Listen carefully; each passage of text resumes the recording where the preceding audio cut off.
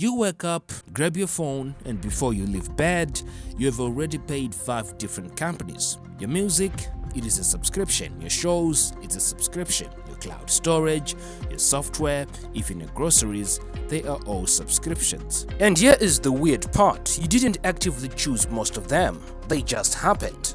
So what changed? Why did the entire economy quietly shift from buy once, own forever to pay forever or lose access? Because this isn't just a business trend, it's a complete redesign of how money flows in the modern world. And once you see it, you realize there is no going back. For most of history, buying something was simple. You paid once and you owned it. A car, a CD, a piece of software, even a house. Companies made money in bursts, big spikes every time they sold something. But that model had a huge flaw. It was unpredictable. One year sales are high, the next year they collapse. And in a world where companies are judged by consistent growth, unpredictability is dangerous. So companies, businesses started asking a powerful question. What if customers didn't pay once, but kept paying? That's where subscriptions come in. Instead of chasing new customers constantly, companies could turn every customer into a steady stream of income. It is predictable, reliable, and scalable. And from a business perspective, that is almost perfect. The turning point came with streaming. Before platforms like Netflix, people bought DVDs or paid for cable bundles they barely used. Then suddenly, for a small monthly fee, you could access everything. It felt like a better deal, and at first, it was. But what companies realized was something deeper. Subscriptions don't just change how you pay, they change how you behave. You stop thinking about individual purchases. Instead of asking, is this worth buying, you start thinking it's just a few dollars a month. That psychological shift is massive because small recurring payments feel invisible. And when millions of people feel like that, companies unlock something incredibly powerful: passive revenue at scale. Here's where things get more serious. With subscriptions, you're not buying projects anymore. You are renting access. Think about it. If your music subscription ends, you lose your playlists.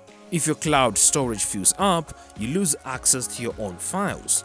Ownership is being replaced by permission, and permission can be revoked. This shift gives companies more control than ever before. They can update prices, remove features, or even lock you out entirely. And because you are already embedded in their system, leaving becomes difficult. That's not an accident, that is a design. But here is the real twist. Subscriptions aren't spreading because companies want more money, they are spreading because in many cases we actually prefer them. Which raises a bigger question. Are subscriptions a trap, or are they solving a deeper problem we don't fully understand? Subscriptions work because they remove friction. Instead of paying large upfront costs, you pay smaller amounts over time.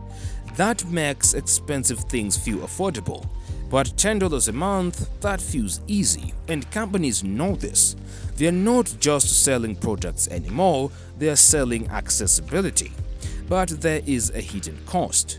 When everything becomes a subscription, your fixed expenses quietly grow. Individually, each one feels small, but combined, they create a constant financial drain.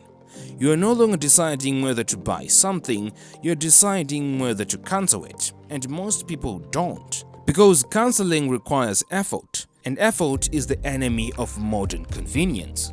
From a business standpoint, subscriptions are incredibly efficient. They increase something called lifetime value. Instead of making $100 once, a company can make $10 every month indefinitely. Over time, that's far more profitable. It also lowers customer acquisition pressure. Companies don't need to constantly find new buyers if existing users keep paying. But there is another layer. Subscriptions turn products into ecosystems.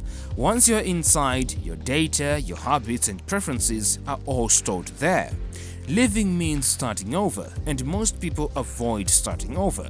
This creates what is known as lock-in. Not because you cannot leave, but because it's inconvenient to do so. At first, subscriptions were limited to media and software. Now they are everywhere.